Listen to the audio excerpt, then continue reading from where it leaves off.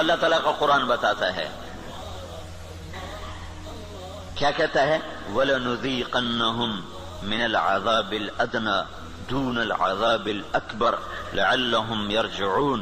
جب تم ادھورے چلو گے نا، کبھی نماز پڑھی کبھی چھوڑ دی، کبھی روزہ رکھا کبھی چھوڑ دیا، کبھی حلال کھایا کبھی حرام کھایا، کبھی جھوٹ بولا کبھی سچ بولا، کبھی سود پہ چلے کبھی حلال پہ چلے، جب تم یہ سارا گڑبڑ کر دو گے تو پھر میں کیا کروں گا؟ وَلَنُذِيقَنَّهُمْ مِنَ الْعَذَابِ الْأَدْنَى، میں تمہیں چھوٹے چھوٹے عذاب دوں گا، دون العذاب الاکبر، بڑا عذاب نہیں دوں گا۔ بڑا عذاب کیا ہے؟ قرآن کی دوسری آیت فَيُعَذِّبُهُ اللَّهُ الْعَذَابَ الْأَكْبَرَ يَصْلَى النَّارَ الْكُبْرَى، جہنم کی آگ، دوزخ کی آگ، یہ بڑا عذاب ہے اور یہ خوفناک عذاب ہے۔ اس سے توبہ توبہ۔ اوہو انہا لغا، بھڑکتی ہے، نزاعۃ للشوا، کھال کھینچ دیتی ہے۔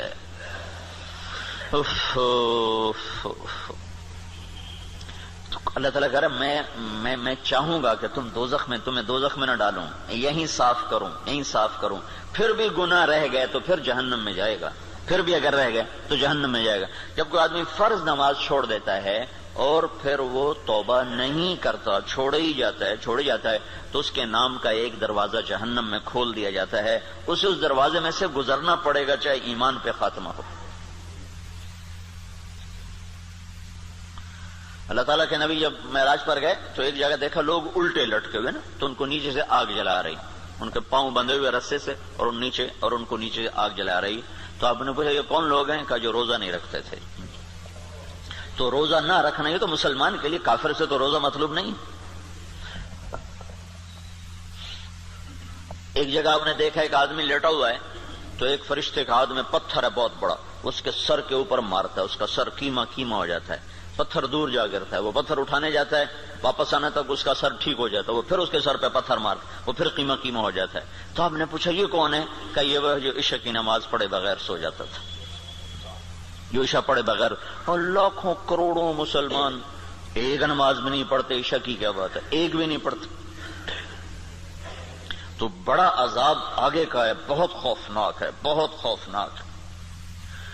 آگے آپ گئے تو آپ نے دیکھا ایک آدمی کا پیٹ ہے جیسے گنبد ہوتا ہے، گنبد کی طرح بڑا پیٹ ہے، اس پیٹ کے اندر سانپ گھسے ہوئے ہیں اندر، اور اس کو اندر سے ڈس رہے ہیں، اس کی چیخ و پکار ہے۔ تو آپ نے کہا یہ کون ہے؟ کہا یہ سود کھانے والے۔ تو بڑا عذاب آگے ہے، زلزلہ، دشمن کی چڑھائی، دشمن کے ہاتھوں قتل، دریاؤں کا سوکھ جانا، بجلی کا ختم ہو جانا، محبتوں کا اٹھ جانا، برکتوں کا اٹھ جانا، آپس کی لڑائیاں، قتل و غارت، بد امنی، مہنگائی، یہ ہے وَلَنُذِيقَنَّهُمْ مِنَ الْعَذَابِ الْأَدْنَى، چھوٹے چھوٹے عذاب دوں گا، دون العذاب الاکبر، بڑا نہیں دوں گا، لعلہم یرجعون، شاید تم مسجدیں بھر دو اور تم توبہ کر لو اور تم اللہ کے سامنے جھک جاؤ اور تم اللہ کو منا لو اور اللہ کے نبی کے طریقوں پر آ جاؤ تو ما یفعل اللہ بعذابکم ان شکرتم وآمنتم وکان اللہ شاکرا علیما۔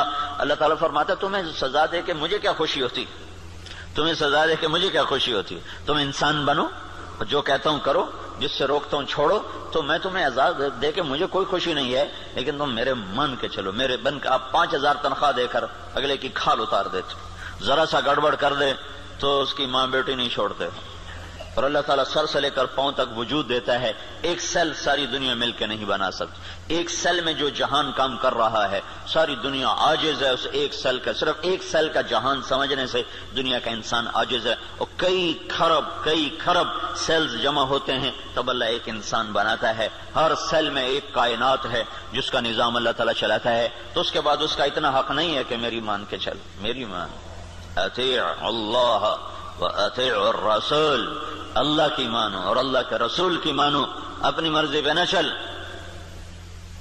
اور پھر اس میں اللہ تعالیٰ ایک ہمارے ساتھ سودا کرتا ہے کہ عبدی انت ترید وانا ارید ولا يكون الا ما ارید فان سلمت لي فيما ارید كفيتك فيما تريد وان لم تسلم لي فيما ارید اتعبتك فيما تريد ولا يكون الا ما ارید۔ اے میرے بندے ایک تیرا ارادہ ہے، ایک تیرے رب کا ارادہ ہے۔ جو تو چاہتا ہے وہ اللہ کے ارادے کے بغیر نہیں ہو سکتا، جو اللہ چاہتا ہے وہ تمہارے بغیر کر دیتا ہے۔ تو ایک کام کرو، یہ اس چند روزہ زندگی میں جو میں کہوں کرتے جاؤ کرتے جاؤ کرتے جاؤ کرتے جاؤ۔ یہ نہ دیکھو کہ نفع کیا ہے نقصان کیا ہے، یہ دیکھو کہ اللہ کیا چاہتا ہے اور اللہ کا رسول کیا کہتا ہے، بس تم یہ کرتے جاؤ تو کیا ہوگا؟ کفیتک فیما ترید، جو تم چاہو گے میں کر دوں گا۔ وَإِن لَّمْ تُسَلِّمْ لِي فِي مَا أُرِيدُ، اگر تم نے یہ نہ کیا تو أَتْعَبْتُكَ فِي مَا تُرِيدُ وَلَا يَكُونُ إِلَّا مَا أُرِيدُ، تو پھر میں تمہیں تیری چاہتوں میں تھکا دوں گا، تو جو خوار کر دوں گا اور ہوگا وہ جو تیرا رب چاہتا ہے۔ تو ادھورے دین پر کیا ہوتا ہے؟ ادھورے دین پر ہاں اللہ تعالیٰ یوں کہتا ہے، ضرب اللہ مثلا قریة كانت آمنة مطمئنة يأتيها رزقها رغدا من كل مكان فكفرت بأنعم الله فأذاقها الله لباس الجوع والخوف بما كانوا يصنعون۔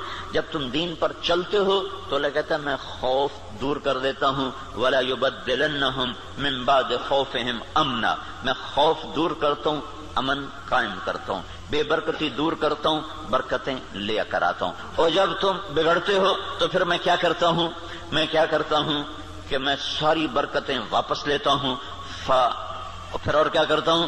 پھر میں خوف طاری کرتا ہوں اور بھوک طاری کرتا ہوں۔ فَأَذَاقَهَا اللَّهُ لِبَاسَ الْخَوْفِ وَالْجُوعِ، جب تم میری مانتے ہو تو زمین آسمان تمہاری نوکری کرتے ہیں، اور جب تم پھر ٹکراتے ہو تو پھر کیا ہوتا ہے کہ میں برکتیں واپس لیتا ہوں اور بھوک اور خوف کا لباس پہنا دیتا ہوں۔ دیکھو یہاں لباس کا ہے، لباس ہے، لباس سارے جسم پر ہوتا ہے۔ خوف دل کی کیفیت کا نام ہے اور بھوک پیٹ کی کیفیت کا نام ہے۔ صرف پیٹ میں بھوک ہوتی ہے اور سارا بدن بے قرار ہوتا ہے، صرف دل میں خوف ہوتا ہے اور سارا بدن بے قرار ہوتا ہے۔ اور اگر جسم کے ایک ایک رونگٹے میں بھوک پڑ جائے اور ایک ایک رونگٹے میں بھوک ڈال دی جائے اور ایک ایک رونگٹے میں اللہ تعالیٰ خوف ڈال دے تو پھر اس آدمی کا کیا حال ہوگا، یا اس معاشرے کا کیا حال ہوگا جس کے روئیں روئیں میں خوف اور بھوک کو ڈال دیا جائے۔ تو یہ اللہ تعالیٰ چھوٹے عذاب کی نشاندہی کر رہا ہے اپنی کتاب میں، اپنے قرآن میں، کہ جب تم نافرمانیاں کرتے ہو تو ظہر الفساد فی البر والبحر، زمین آسمان میں، بر خشکی اور تری میں، کبھی سمندروں میں موجیں اٹھتی ہیں، کبھی زمین کی برکتیں گم ہو جاتی ہیں، کبھی زمین کپ کپاتی ہے، کبھی پہاڑ لرز جاتے ہیں، کبھی آسمان بے موسم بارشوں پہ اتر آتا ہے، کبھی ہوائیں پاگل ہو جاتی ہیں، کبھی محبتیں مٹ جاتی ہیں۔ یہ کیوں ہوتا ہے؟ جب تم بما کسبت ایدی الناس، یہ تمہارے اپنے ہاتھوں کی کمائی سے ہوتا ہے، تمہارے اللہ کا نہ ارادہ نہیں، تمہارے اپنے ہاتھوں سے ہوا ہے۔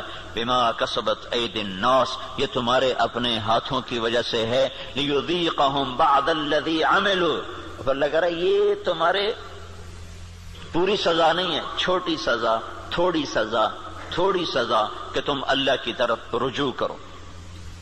تو بھائیو، مکمل دین ہے تو اللہ کا قانون اور ہے، ادھورا دین ہے اللہ تعالیٰ کا قانون اور ہے۔ زمین آسمان اللہ کے ہیں، قانون بھی اللہ کا چلتا ہے۔ زمین آسمان اللہ کی بادشاہی ہے، حکم بھی میرے اللہ کا چلتا ہے۔ یہاں کوئی پر نہیں مار سکتا، دم نہیں مار سکتا۔ ایک کتاب میں نے حدیث پڑھی، اللہ تعالیٰ نے ایک نبی سے فرمایا، یاد رکھ تیرے بدن پہ جو مکھی بیٹھتی ہے نا، وہ بھی تیرے رب کی اجازت سے بیٹھتی۔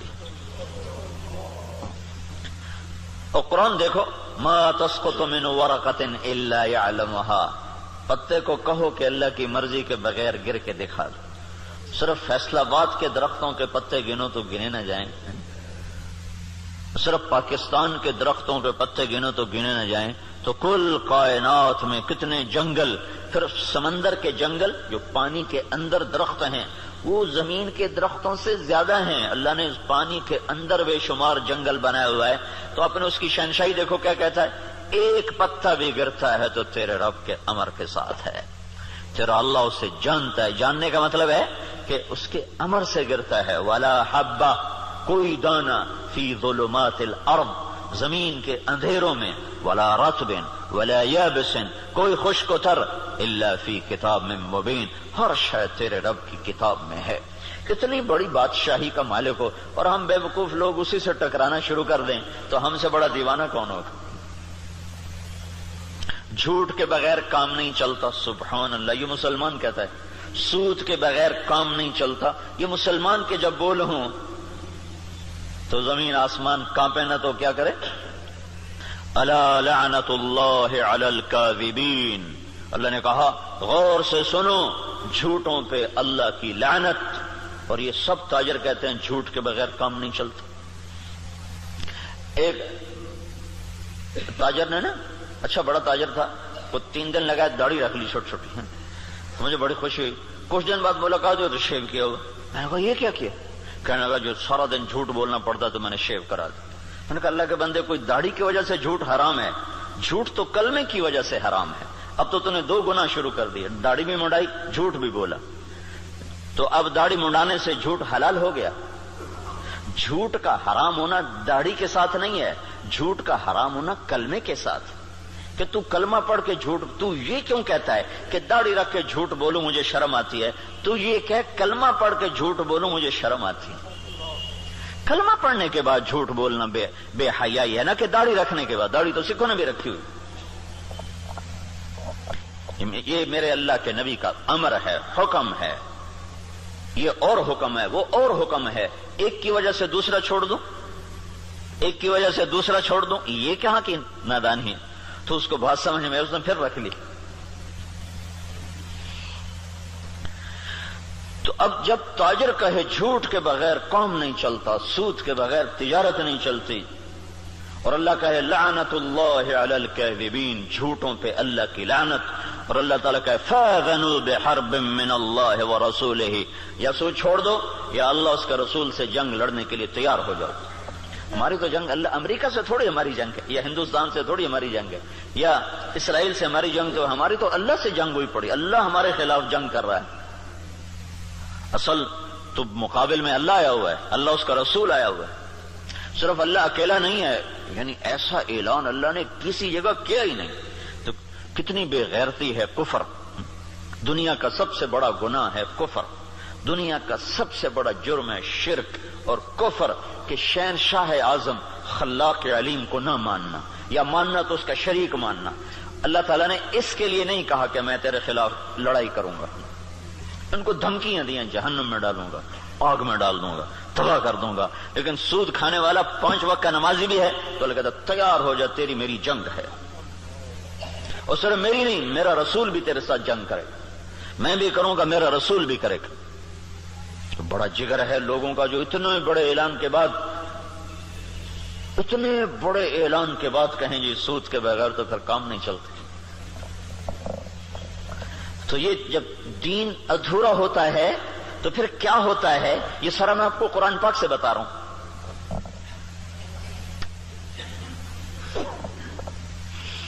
ہائے ہائے میرے بھائیو، اگر اللہ کے رسول کی ہمیں پشت پناہی نہ ہوتی تو اللہ کی قسم ہم بندر خنزیر بن چکے ہوتے.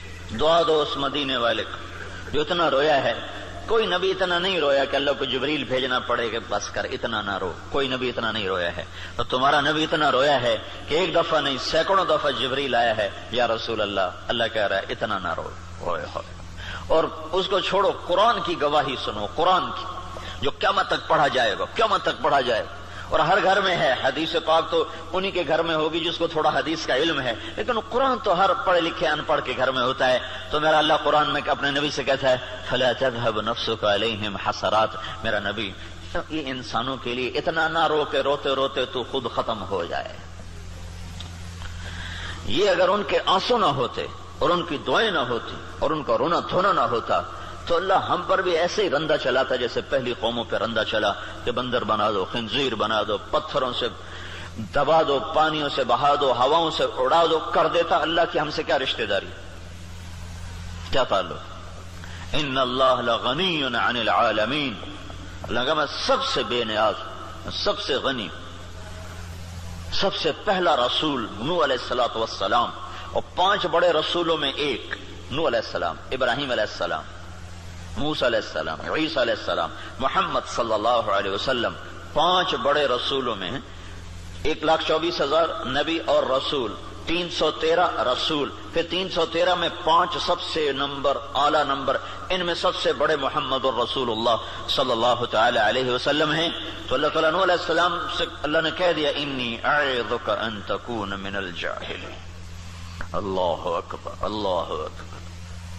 نوح دوبارہ سفارش کی تو نبوت جا سکتی ہے، اللہ اکبر، حالانکہ اللہ نے لینی نہیں تھی، لیکن اللہ نے اپنی بے نیازی دکھائی ہے کہ میں نے تمہیں کہا تھا کافر کے لیے دعا نہ کرنا، کافر کے لیے دعا نہ کرنا، اور یہ کافر ہے، انہ لیس من اہلک انہ عمل غیر صالح فلا تسألنی ما لیس لک به علم انی اعظک ان تکون من الجاہلین۔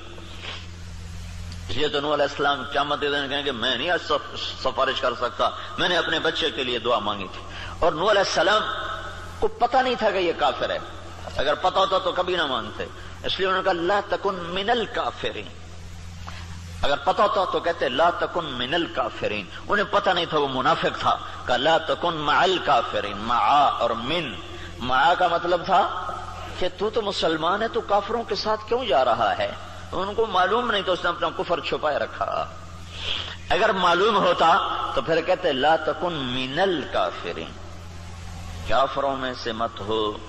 تو نے کہا نوح دوبارہ بات نہیں کرنی ہے، دوبارہ نہیں بات کرنی ہے، تو اللہ تو اتنا بے نیاز ہے تو ہماری کیا حیثیت، یہ تو اس سے محمد مصطفیٰ سے اللہ نے پیار ہی ایسا کیا ہے کہ اس کے طفیل ہم بھی نبھ گئے، اور ہماری بھی لاٹری نکل آئی کہ اللہ نے ہمیں حضرت محمد صلی اللہ تعالی علیہ وسلم کا امتی بنا دیا، اور ان کی دعائیں بیچ میں حائل ہو گئیں، یا رب امتی امتی یا رب امتی امتی، آخر ایک رات آپ رو رہے ہیں اور کہہ رہے ہیں یا اللہ ابراہیم علیہ السلام نے کہا تھا فَإِنَّهُ مِنِّي وَمَنْ عَصَانِي فَإِنَّكَ غَفُورٌ رَحِيمٌ، یا اللہ جو یہ آپ نے بات دہرائی قرآن کی آیت، پھر کہا یا اللہ عیسیٰ علیہ السلام نے تجھ سے کہا تھا ان تعذبهم فإنهم عبادك وإن تغفر لهم فإنك أنت العزيز الحكيم، اے میرے رب تو انہیں معاف کر دے تو مہربان ہے، تو انہیں پکڑ لے تو رب ہے، عذاب دینا تجھے حق ہے، معاف کرنا بھی تیری رحمت ہے، تیری مرضی ہے۔ دونوں نبیوں نے کہا تیری مرضی، یا اللہ نہ میں ابراہیم کی کہتا ہوں نہ میں عیسیٰ کی کہتا ہوں، میں تو اپنی کہتا ہوں یا رب امتی امتی یا رب امتی امتی یا رب امتی، یا اللہ میری امت کو معاف کر دے، یا اللہ میری امت کو معاف کر دے، یا اللہ نہیں کرنا پھر بھی کر دے، اور اتنا روئے کہ پھر جبریل کو آنا پڑا، یا رسول اللہ تعالیٰ پوچھ رہے ہیں آپ کیوں رو رہے ہیں، کہا جبریل مجھے میری امت رلا رہی، تو پھر اللہ تعالیٰ نے پیغام بھیجا سنردیک فی امتک، میں تجھے تیری امت کے بارے میں خوش کر دوں گا۔ یہ دعائیں بیچ میں حائل ہیں، ورنہ اللہ کو کیا پرواہ ہے۔